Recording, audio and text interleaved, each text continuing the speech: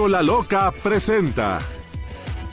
Dijo el otro día que en México ni se produce ni se consume el fentanilo. Ya quedamos claros que sí se produce, y yo le había estado diciendo desde hace mucho tiempo, advirtiendo el riesgo que es el consumo creciente de fentanilo en México. Claro, en el gobierno tienen otros datos. Son datos que pues, les debe dar el secretario de Salud. No, él no. El subsecretario López-Gatell seguramente. Datos como cuando le daba los datos de las muertes y de los contagios del COVID. En realidad, en México hay ya documentado un problema grave por el crecimiento del fentanilo en las dos vertientes. Esta primera, la del crecimiento, y segundo, la mortalidad, porque el fentanilo mata. Y además están haciendo cócteles, estos perversos de los abrazos, le están haciendo cócteles que a otras drogas le echan fentanilo para que sea más adictivo. O sea, el fentanilo es la gloria del vendedor, del narcotraficante, y el infierno del consumidor. No hay más. Yo le aprecio mucho a la maestra Nadia Robles Soto, directora de Coordinación de Programas Nacionales de CONADIC y directora del Observatorio Mexicano de Salud Mental y el Consumo de Drogas, que me haya aceptado esta llamada esta tarde. Y discúlpeme de ayer, doctora, perdóneme, pero como estábamos estrenando... No, lo entendemos perfecto, Joaquín, un gusto estar aquí con tu auditorio. Gracias, doctora, muchas gracias por eso. A ver, doctora Robles Soto, ¿se consume en México fentanilo o no?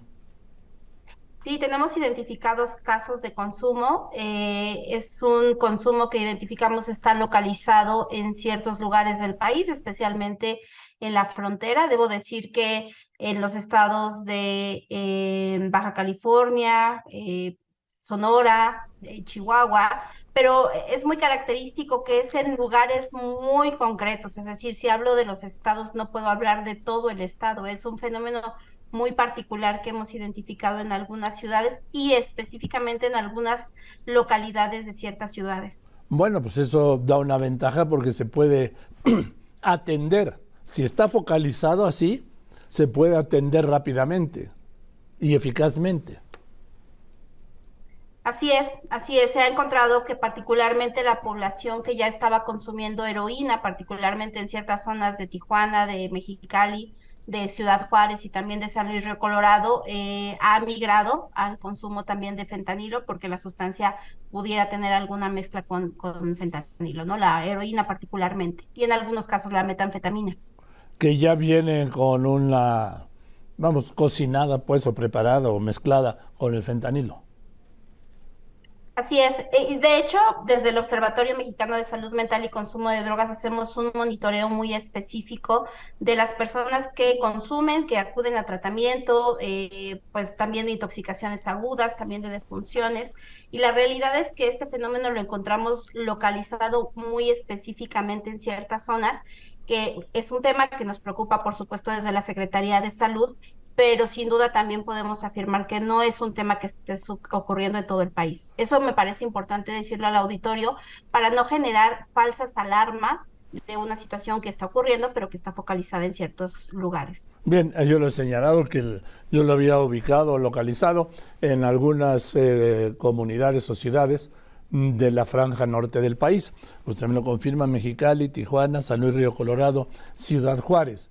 Pero de ahí se corre el riesgo de que si no se atiende y no se contiene, doctora, se extienda. Exacto, sí, es totalmente correcto. Justamente por eso desde la Comisión Nacional contra las Adicciones hemos estado atendiendo específicamente el tema en esas localidades. Hemos tenido un acercamiento muy importante, Joaquín, esto es importante decirlo, colaborando con organizaciones de la sociedad civil que son quienes entran en un contacto directo con los grupos de personas.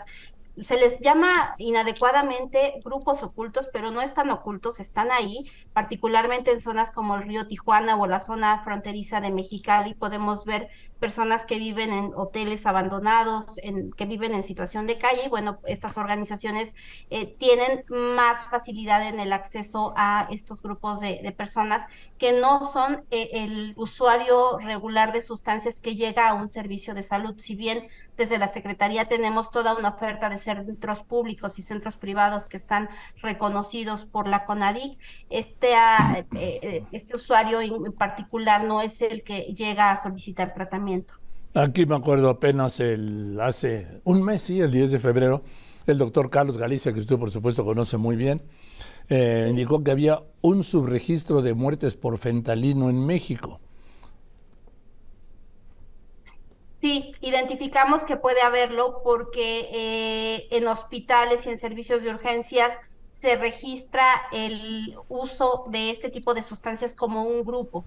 Entonces, el médico generalmente que registra la defunción no registra en los sistemas existentes como una muerte por fentanilo, sino por opioides. Entonces, nosotros hacemos un monitoreo de esos casos, pero esas defunciones o esas intoxicaciones no están ligadas específicamente a la sustancia y es por eso que puede haber un subregistro efectivamente, pero no es que no exista la información, sino que esa información está agrupada con otros opioides como la oxicodona, la heroína, entonces como quiera sí está disponible la información cuando existe una intoxicación aguda o una defunción.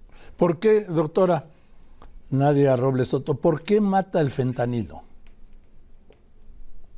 Perdón, ¿por qué mata el fentanilo? Fue la Sí, pregunta. sí, eso le pregunto, ¿por qué mata el fentanilo? Porque es un opioide que tiene un alto potencial adictivo, pero especialmente pertenece al grupo de sustancias que son depresores del sistema nervioso central. Lo primero que va a hacer el fentanilo, aparte de generar un estado de euforia, de aparente relajación, es que va a entrar en los centros cerebrales que se encargan de los procesos del cuerpo más básicos y vitales como la respiración, el ritmo cardíaco. Una persona que presenta una sobredosis o una intoxicación aguda, lo que va a experimentar es la incapacidad de respirar, una disminución en su ritmo cardíaco y eso evidentemente la puede llevar a la muerte. Es lo más común que ocurre en el caso de una intoxicación aguda. En Estados Unidos se habla entre 70,000 y 90,000 muertes al año por el consumo del fentanilo. Así es. Sabemos que en Estados Unidos tienen una situación que tiene ya cerca de 3 décadas ocurriendo, que es un fenómeno que ha ido creciendo, que se ha dado en distintas olas. La primera relacionada con la sobremedicación por opioides. La segunda sabemos que tiene que ver con el consumo de heroína y en esta tercera ola las defunciones asociadas principalmente con los fentanilos, que es la mejor manera de llamarlos porque son sustancias que ya están elaboradas en un contexto ilícito, no son medicamentos necesariamente desviados de un uso médico. Y sabemos que pues este problema de hace ya décadas está agudizándose en ese lugar del hemisferio, que bueno, vamos, me permito insistir que si bien sabemos y tenemos mucha claridad y de hecho establecemos mecanismos de cooperación con Estados Unidos, con los servicios de salud de Estados Unidos para conocer sus prácticas, para intercambiar, para tener también y compartir las prácticas que nosotros tenemos en el ámbito de la reducción de la demanda, sabemos que para ellos está representando una lucha muy importante al día de hoy.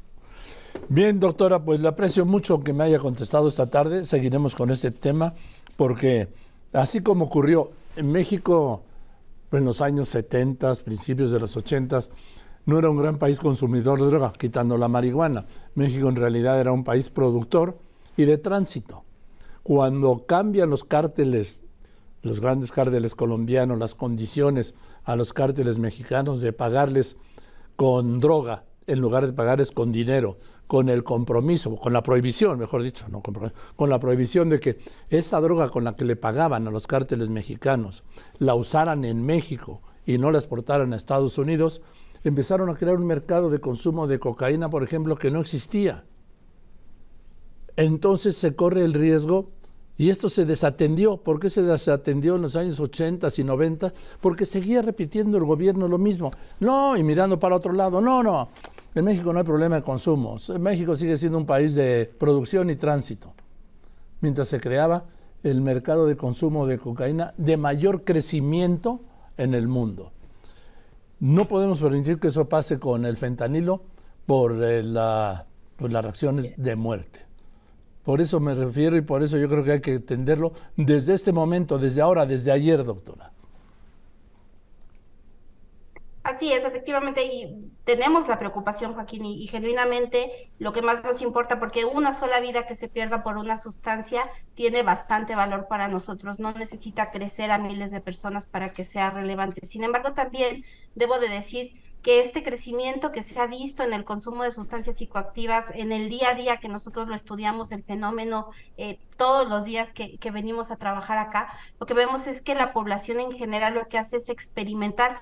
Eso significa, sí, por supuesto, un riesgo, especialmente para las personas jóvenes, pero el mexicano en promedio no desarrolla un problema relacionado con el consumo en sí mismo, es decir, no va a desarrollar dependencia, no va a desarrollar un problema más complejo. Ese es el patrón en general que tiene en las personas que llegan a experimentar. Sin embargo, es cierto y hay que decirle a la población que lo mejor es que si no se consumen sustancias, no se consuman, y parte del trabajo que hacemos en la Estrategia Nacional de Prevención de Adicciones es justamente orientado a eso, a que si las personas no consumen, pues que no consuman, los invitamos a que no consuman, pero si están experimentando que no avancen, porque realmente el estado de avance donde ya hay una dependencia es cuando es lo que genera generalmente que se complique la situación de salud de las personas.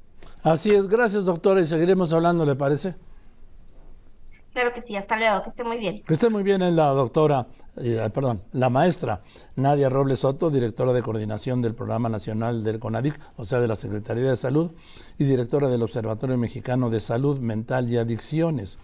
Quiero decirle que la doctora, le voy a decir, porque no es nueva ni es una improvisada, como usted lo comprobó al escucharla, ¿sí?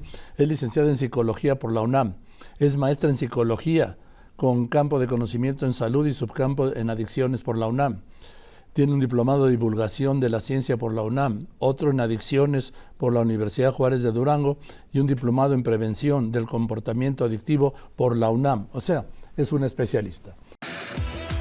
Con la Loca presentó